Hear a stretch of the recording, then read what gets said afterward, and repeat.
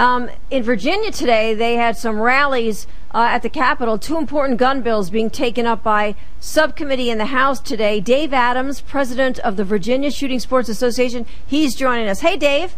Hey, Jenny, how are you doing tonight? All righty. So this was a subcommittee. They took up the bills. What happened? Well, the bills did not come up. As sometimes happens, they'll put them on the docket, and for whatever reason, they didn't get to them. Either the patron couldn't be there at that point in time, and by the time he did show up, they didn't have time left in the meeting, so they did not come up in this week's subcommittee hearing. But that just gives us more time to work with our legislators and ask them to support the bills. One of those bills, HB 1655, is a bill that basically is targeted at localities who have a habit of disobeying Virginia's preemption statute, and that's a statute that says that only the General Assembly can pass gun control laws. And Norfolk is one of the big offenders of that, and they have been known to arrest people at public festivals who are openly carrying, or if they have a concealed handgun, and then that citizen has to sue the city to either get their firearm back or because their civil rights were violated, and they go to court, and court finds in their favor. This bill would award them court costs if they continue to have to go through that. And basically this is about anybody who has to pay and succeeds in challenging an ordinance that violates the preemption law. They're going to get their legal costs covered. Absolutely, and that's what this bill is aimed at doing. Boy, isn't this badly needed. I mean, you look at states like Pennsylvania, a number of cities trying to pass their own reporting lost or stolen gun laws, all about preemption.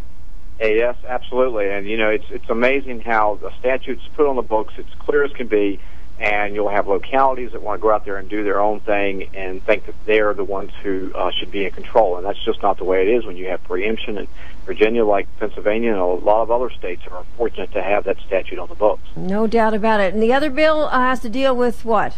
The other bill has to do HB 1821, sponsored by Delegate Joe Johnson from Southwest Virginia. It would repeal the ban on carrying concealed in restaurants that serve alcohol. Currently, you're allowed to carry openly in restaurants like Applebee's or TGI Fridays or any restaurant that serves alcohol, but you're not allowed to carry concealed. And HB 1821 would say that as long as you're not consuming alcohol, you have to notify a designated individual in the restaurant that you're carrying concealed, and then that you would be allowed to do so as long as you're not partaking of alcohol. And that's just common sense. I would say probably the majority of people that have concealed handgun permits in the Commonwealth or anywhere else for that matter know that alcohol and firearms don't mix, and they're not going to drink. But why should we be forced to disarm ourselves if we want to go into an Applebee's or any other regular restaurant? I mean, you don't have bars in Virginia. You don't have a situation where you're going to go in and just have a place that serves all liquor. These are restaurants. They serve mainly food. They just happen to serve beer and some mixed drinks as part of their menu. And we ought to be able to continue to protect ourselves and our families when we're in environments like that. I want to get Mike McCarville in. He's joining us from Oklahoma City to talk about this with us too. But I got to ask you, how does support look for this bill? I know it's still early to tell, but how does support look for these bills? Well, I think that in the House, and that's a good thing that these bills are starting out in the House, I think that they will get through the House. The Senate will have to do some work. But last year we passed a bill that repealed the restaurant ban, and it made it through both the House and the Senate. That's right. The first time it's ever made it through the Senate. And then Governor King vetoed the bill. So I believe we can pass these bills through the legislature, and then it'll be up to gun owners to put the pressure on Governor King to sign the bills, because it's just strictly common sense. All righty, Mike, you want to weigh in on this? Yeah, Dave, hi, how are you, sir? Mike, how are you? I'm doing just fine. Hey, let's go back to that preemption issue for just a moment. Let me ask you about the elected leadership in the city of Norfolk. Are they all anti-gunners? I mean, what's the story there? Well, in urban areas in the Commonwealth, that tends to be the case. Now, they are nonpartisan, meaning that they don't have city elections that are Democrats versus Republicans. But as a rule, in the city of Norfolk, as it is in the city of Richmond, you generally have a majority of anti-gunners on those city councils, and that's what the case is. They they have this Harbor Fest festival down there in the Norfolk area every year, and it's just every year you can count on them passing some ordinance as part of that festival banning firearms. And somebody gets caught up in that, and last year there was a gentleman who did get caught up in that, and they law enforcement down there, figuring they were just following what they were told to do, embarrassed the young man. And this bill will give some protections to firearm owners who get caught up in these things. And not everybody follows, Norfolk ordinances. We have folks that go to Harbor Fest from all over the Commonwealth, and so someone from Southwest Virginia or Shenandoah Valley may not know that that's what the city of Norfolk has done. And so, go ahead, Mike. I just want to follow up, Dave. Has there been local opposition to that attitude on behalf of the city, on the part of the city of Norfolk? Well, yeah, gun owners have showed up at city council meetings, and they've complained about this. They've brought it to city council's attention that you're not allowed to do this. It's clearly in the Code of Virginia, and they just summarily dismiss that and go on and do what they want to do. Sounds like the mayor of Chicago, doesn't it? Well, mayor of Chicago and a few other cities around the country. Yeah, unfortunately, yeah. Kind of like Mayor Fenty, too. Yeah. and Dave, you were talking about how there's support, but, it's going to be up to Governor Kane. And, what are the odds, you think, if it ever got to his desk, that he wouldn't do what he did last time around? Well, that's tough.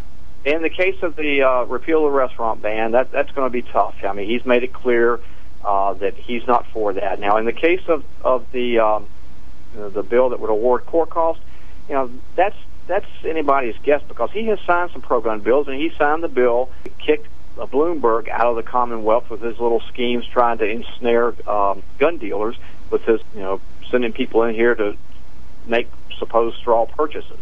And Governor Kane signed that bill. So, he signed some good legislation, but the important legislation in the last 2 years, he vetoed the repeal of the restaurant ban. So it will take serious effort by gun owners if it gets on his desk to let him know that we want that bill signed this time. And I know that the NRA put out alert, urging members and gun owners to, call their lawmakers and members of this committee. And it's the Criminal Subcommittee of the House Courts of Justice. I love these titles, don't you? But they got to get on the phone, send in the emails, because that's what makes the difference. Absolutely. And they also need to get on the Virginia Shooting Sports Association website, myvssa.org. They need to join if they're not members. They need to click the link to our blog. We have updates on that on a daily basis, or at least every other day when something happens. They can join our email list, which will give them updates and let them know how to get in contact with their legislators. So between now and the next committee meeting, they need to let the members of the committee know that we want these bills to be recommended out to the full committee and have a positive vote in the full committee. And it's good to see this, because so often you see people who are dealing with an issue. They don't have the money to go to court, and the other side knows it. The anti-gunners know it. So it's hard. This might even the field a little bit. And it's really hard to go and sue a government, because they've got so many resources. And the bad thing about that is it's your resources and my resources and the taxpayers' resources they use to fight the everyday citizen, and that's the bad thing about it. Mm-hmm. And before I let you go, bills are still being introduced. Are you expecting any surprises?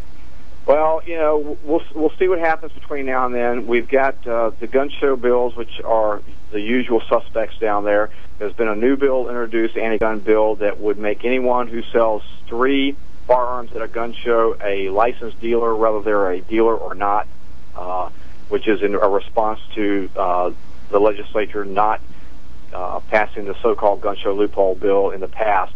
So anything can happen. They've got until Friday at 5 p.m. to introduce legislation. So we'll see what happens between now and then. You're busy, so you're not coming up here for the inauguration, huh? Absolutely not. I think I'm going to go out and get rid of a few rounds at the range. What a way to celebrate. Yeah, do it while I still can. Okay. All righty, Dave. As always, keep us posted, and we'll be talking to you. Thanks so much. All right, Jenny, Mike, thanks a lot. Okay.